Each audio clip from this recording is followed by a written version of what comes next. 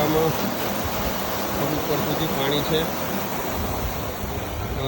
આજે આપણે ઘણા સમય પછી તાપ નીકળ્યો છે થોડું, તો તમામ જે આપણી જોડે સીતાફળ, જામફળ, ડ્રેગન ફ્રૂટ છે એમાં બાયોગેસ રબડી લિંકિંગ કરીશું આપણે. આ પણ મગનભાઈ દર્જનના ત્યાંથી જ મંગાવેલા છે. 1 વીઘામાં 1 એરબો 25 લીટરનો, એ પ્રમાણે આનું માપ નાખીએ છીએ. એનરીચ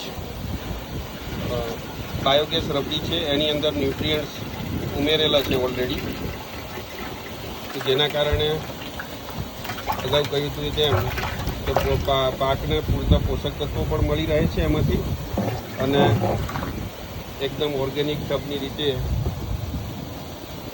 ઓર્ગેનિક પદાર્થોની સાથે જ આ વસ્તુ જશે. રબડી છે એ બાયોગેસ રબડી એ આમ પણ ખૂબ જ ઉપયોગી વસ્તુ છે. જે ગોબર ગેસમાંથી જે સ્લરી બને છે, અને સ્લરી ગોબર ગેસ જે મિત્રો જોયા હોય એમને ખબર હશે કે એમાંથી ગેસ બન્યા પછી જે છાણની રબડી નીકળતી હોય છે, તો આ એ જ રબડી છે.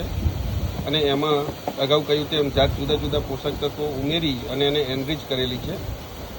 તો આપણે ફરી એક વખત આ મગનભાઈની રબડી જે છે બનાવેલી, એમને મગનભાઈની રબડી જે છે એ એનરીચ કરેલી હોય છે એમણે ખૂબ જ સ્લરી ખાસ કરીને.